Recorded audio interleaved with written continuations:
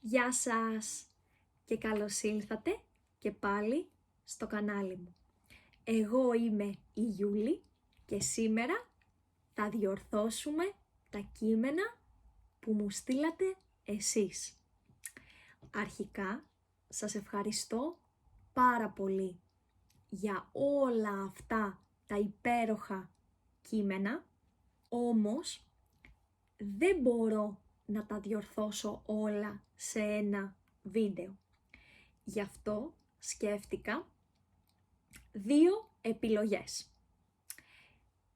Πρώτα, μπορώ κάθε εβδομάδα να ανεβάζω ένα βίντεο όπου θα διορθώνω ένα κείμενο στα ελληνικά. Αυτή είναι η πρώτη επιλογή.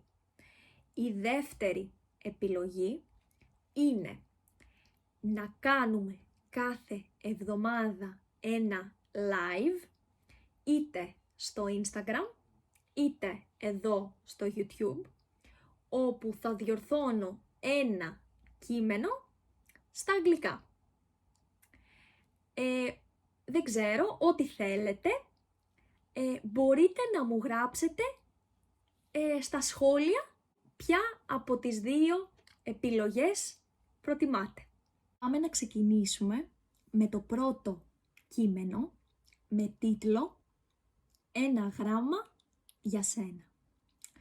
Το πρώτο πράγμα που θα ήθελα να πω είναι ότι όταν γράφουμε ένα γράμμα ή όταν γράφουμε γενικά ένα κείμενο, να προσπαθούμε να κρατάμε το ίδιο στυλ σε ολόκληρο το κείμενο.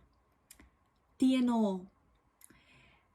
Εάν θέλουμε να είμαστε φιλικοί, τότε θα χρησιμοποιούμε έναν πιο φιλικό τόνο.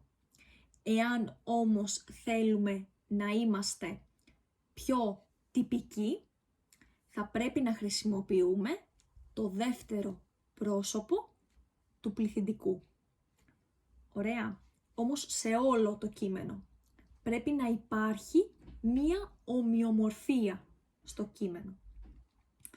Εγώ πιστεύω ότι αυτό το κείμενο είναι πιο φιλικό, γι' αυτό θα διορθώσω το γεια σας σε γεια σου. Γεια σου Γιούλη. Ωραία. Με λένε Λίζη και μένω με η οικογένειά μου στην Αμερική. Μένω με πλας αιτιατική. Μένω με την οικογένειά μου. Μένω με την οικογένειά μου. Την οικογένειά.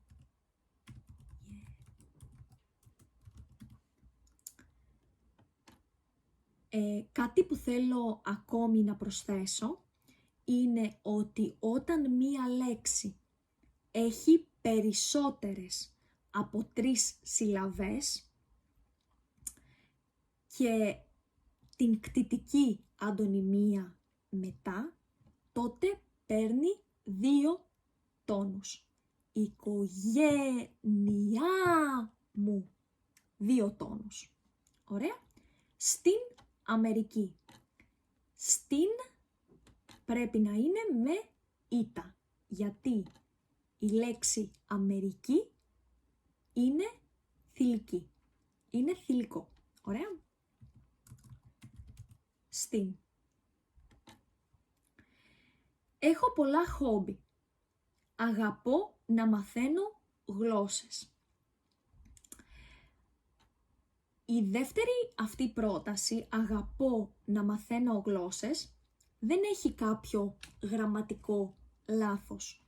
Όμως, στην Ελλάδα δεν συνηθίζουμε να λέμε αγαπώ να μαθαίνω γλώσσες. Λέμε αγαπώ την εκμάθηση ξένων γλωσσών. Χρησιμοποιούμε τη λέξη εκμάθηση. Και συνήθως είναι ξένων γλωσσών, εκμάθηση ξένων γλωσσών, σαν μία φράση. σας το γράψω λοιπόν. Αγαπώ, εδώ, την εκμάθηση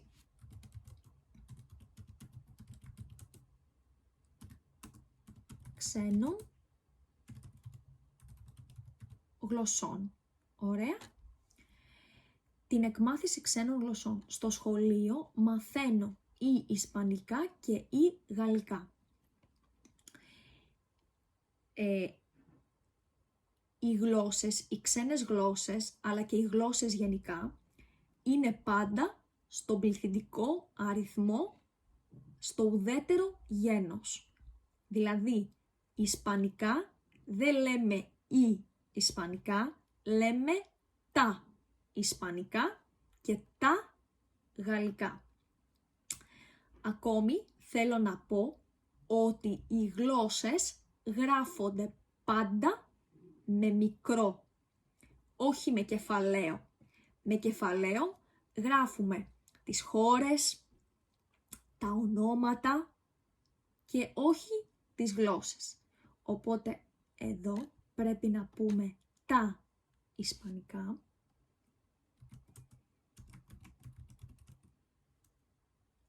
ισπανικά, ωραία, και τα γαλλικά.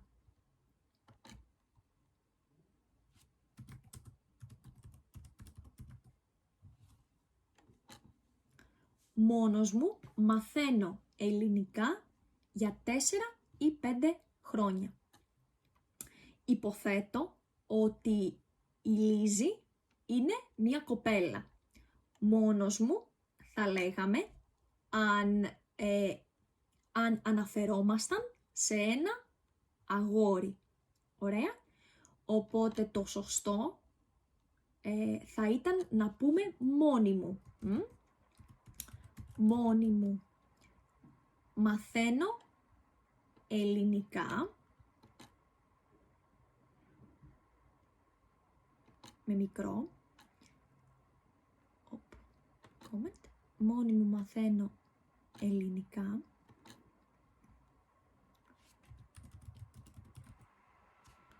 ωραία, για 4 ή 5 χρόνια. Εδώ είναι 4, αλλά νομίζω ότι είναι απλά ένα μικρό ορθογραφικό λάθος.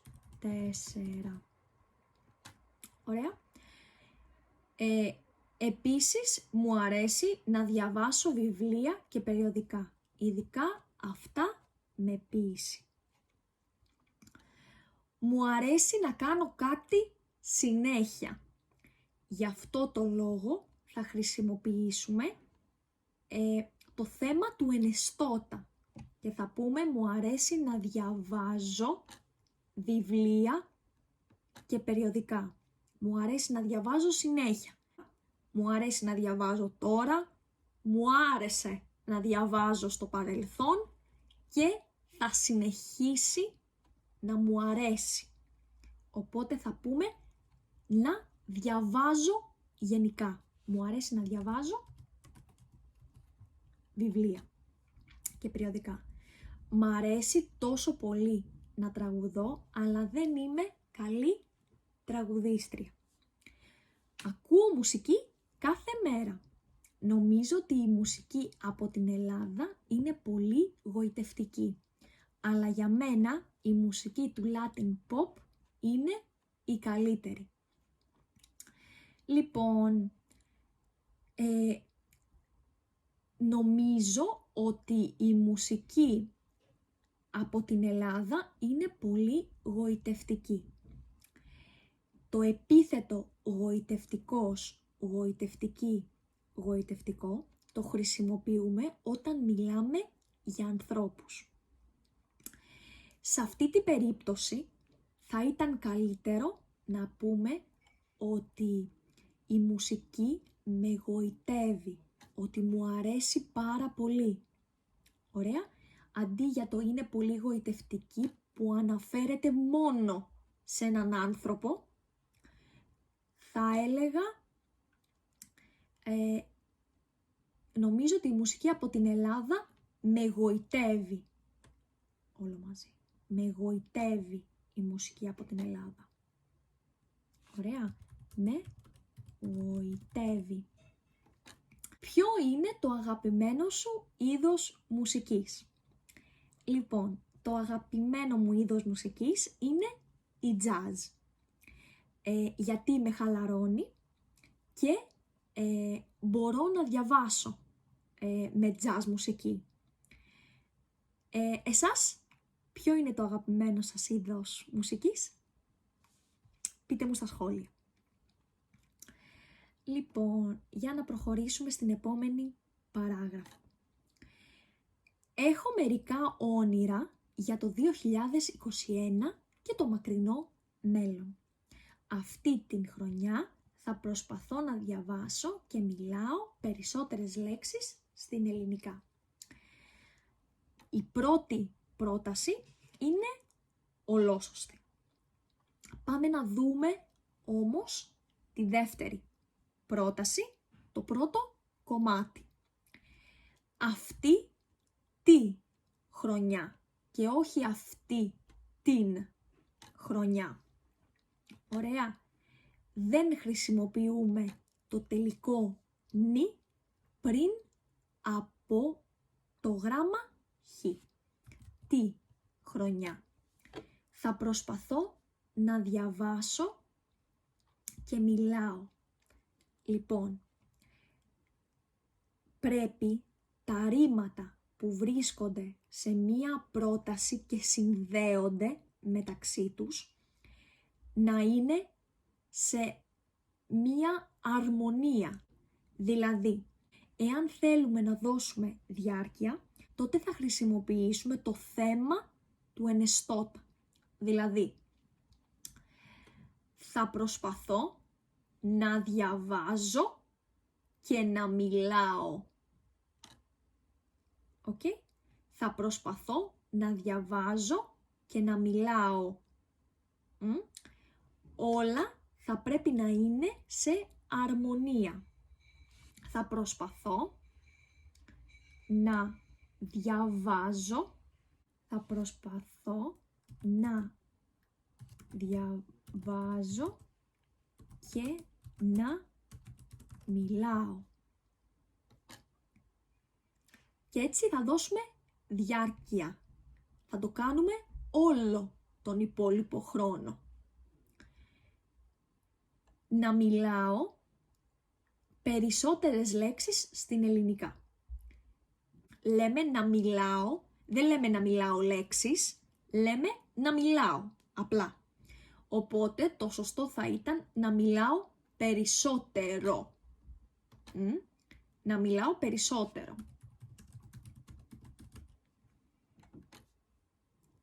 Και όπως είπαμε και πριν, τα ελληνικά είναι γλώσσα και πρέπει να γράφεται με μικρό και πάντα στο ουδέτερο γένος του πληθυντικού.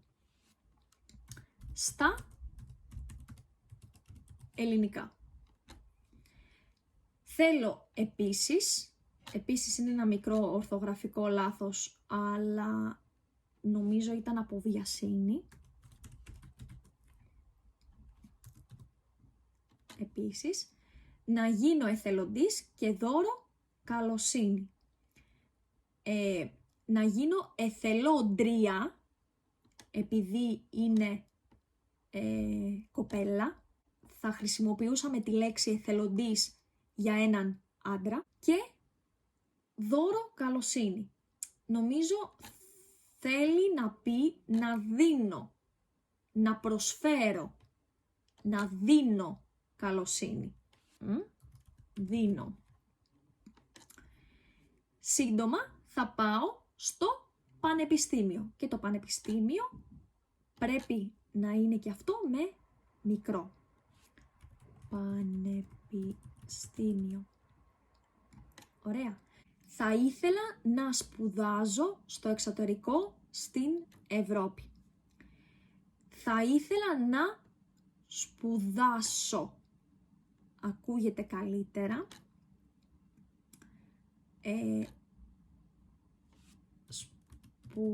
Σπουδάσω. Θα ήθελα να σπουδάσω στο εξωτερικό στην Ευρώπη. Η Ευρώπη είναι θηλυκό. Γι' αυτό χρησιμοποιούμε και το άρθρο στο θηλυκό γένος. Στην Ευρώπη. Αργότερα, όταν είμαι μεγάλη, θα μου άρεσε πολύ να ζήσω στην Ελλάδα. Ίσως στη Θεσσαλονίκη ή Αθήνα. Αργότερα, όταν είμαι μεγάλη, θα μου άρεσε πολύ να ζήσω στην Ελλάδα, ξανά, θηλυκό.